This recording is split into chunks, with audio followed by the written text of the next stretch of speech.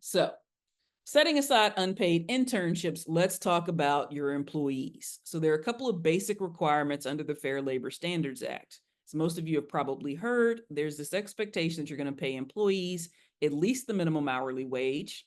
Federal law is currently $7.25 an hour. Many of your states are going to have higher requirements. And overtime pay for all hours that they work over 40 hours in a work week. Okay.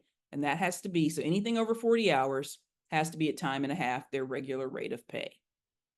That's going to apply to every employee that is subject to, right, or not exempt from the Fair Labor Standards Act. In a little bit, we're going to talk about your exempt employees and what that means, okay? But right now, we're just going to start with those people that are not exempt.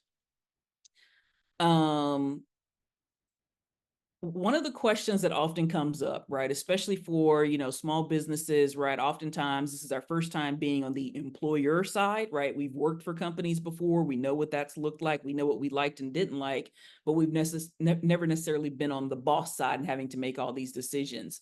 So a lot of times we look at what we're kind of used to seeing employers do, and we assume that those are legal requirements when in fact they may not be. So the Fair Labor Standards Act does not require vacation time, holiday time, or even sick leave, paid or unpaid. Okay, federal law does not require that. Federal law does not require meal or rest breaks. Federal law will decide, hey, if you give somebody a break, is that time that they need to be compensated for? And we'll talk about that here in a moment. But federal law doesn't say you have to give somebody a 30-minute lunch break if they work 8 hours in a day. Federal law does not require special holiday pay, right? Sometimes you may have worked for a company where it's like, oh, if you work on, the Friday after Thanksgiving, we're going to pay you time and a half. That's a lovely thing to do, but federal law doesn't require it. Unless we are talking about minors, federal law doesn't say you can only work so many days a week or that you can only work so many hours in a particular week. I know we all think of 40 hours as full-time. Federal law does not dictate that, at least in this wage and hour context. It doesn't prohibit you from saying, hey, our work day is 10 hours a day or 9 hours a day or 45 hours in a week is full-time. Federal law does not require that you pay overtime if somebody works more than 8 hours in a day. Some state and local laws do require that. I think California is one that comes to mind, but federal law doesn't require that. Federal law doesn't even require you to issue wage statements or pay stubs. Get one more person in here. Federal law doesn't require that you offer any sort of fringe benefits. It does not require severance pay. And at least in the context of wage and hour law, it doesn't usually require any particular notices when you're going to terminate somebody. It doesn't require you to give them a reason why they're being fired. It doesn't require you to pay their final wages that very same day. Okay. However, as we're going to try to emphasize throughout these sessions, a lot of these things will change based on state or local law. And that's where employment law gets really messy. Obviously, we can't cover the law in all 50 states and, every major metropolitan area. So that's where, you really do have to sit down with somebody to get some of those questions answered. Now, assuming your employees are not exempt from these requirements, let's talk a little bit about what working time is that they have to be paid for.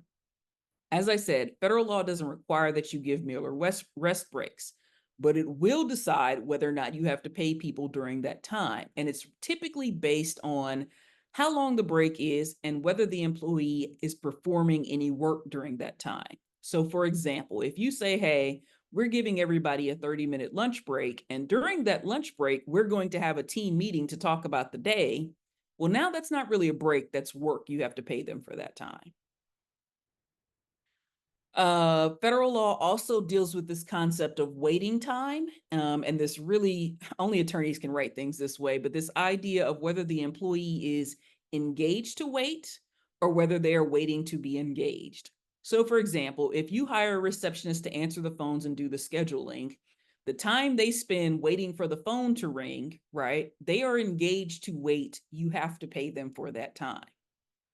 If, on the other hand, you have an employee that's part-time and they're only scheduled to come into work when there are clients for them to see, They are waiting to be engaged. They don't need to be paid to sit at home and wait for that to happen.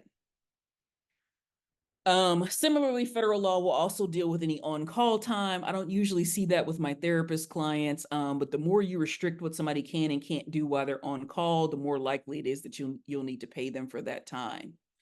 The other big question that comes up, and I think this was one that was even in the questions that were submitted, what about training time or meeting time or even sometimes lectures? Time spent attending those types of things, team meetings, trainings, those similar activities, um, you don't have to pay it if it's outside of normal working hours, it's voluntary, it's not job related, and they're not performing any other work during that time. So it needs to be all four of those things. So said in more plain English, if you're having a mandatory team meeting, they have to be paid for that time. If you require them to attend training, they have to be paid for that time. Travel time, we don't see this as much with our therapy clients. Certainly depends on what type of travel we're talking about. Your normal, I'm going from home to the office, is typically not time you need to pay people for. But if for some reason, you had somebody that was doing, home visits, traveling from the office to client A to client B to client C, they do have to be paid for that time. Or if they're going and doing a presentation, at a marketing event or at a corporate site, right, they do have to be paid for that time. Security checks, time spent waiting around to get through security is time that does have to be paid. So if you're in, a particularly secure building, they've got to get through security to get in, they would be paid for that. If you've got somebody, we're doing a program where we're going to send therapists into the prisons, the time they spend waiting to get through security is time they would have to be paid. So again, we're talking about the employees that are not exempt from the Fair Labor Standards Act. We'll get to the exemptions in a moment. Now, the other big question that comes up is around overtime. So federal law, if you work more than 40 hours in a week, you have to be paid overtime at least 1.5 times your regular rate of pay for every minute over 40. Things can get a little bit tricky here when we're trying to figure out regular rate, especially when we're not talking about just a standard, you make X number of dollars an hour. Okay. It's really easy to calculate 1.5 times if you pay somebody 20 bucks an hour. 1.5 times is 30 bucks an hour. Very simple. When you have people that are paid more creatively, whether that's per project or some other piece rate on a salary or some sort of commission or other basis, right? Then trying to figure out what the regular rate of pay is can be a lot more complicated. In those situations, we need to look at the total amount that they would be paid over a course of a week, divided by how many hours they would actually work that week, and figure out an average hourly rate based on all of that compensation that you have creatively calculated. And then if they work more than 40 hours in a week, you would calculate their overtime rate based on that. So some of these creative things that I see clients sometimes want to do can get very messy in those situations. If you're in that situation and you're trying to figure that out, we don't have to count gifts. So if you give, employees the $25 Starbucks gift card for job well done, right, that doesn't count.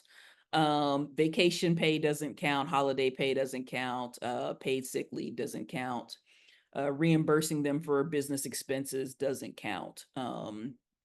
Discretionary bonuses don't count, right? So those things can get very complicated very quickly. And so I often caution people, like, before we do some of these creative pay structures, ask yourself if you want to take on all the administrative and legal headaches that come with that. Another question that comes up around this is this idea of, instead of paying out overtime, I'll just give them comp time. I see this mostly with my nonprofit clients, but I've seen some small businesses try to do this as well. So if you're not familiar with it, comp time is this idea of, okay, instead of paying you overtime, I'm just going to give you extra paid time off, right? So I worked 50 hours this week. I'm owed overtime for 10 of them. Instead of paying me time and a half for 10 of them, I'm going to give you comp time for those 10 hours.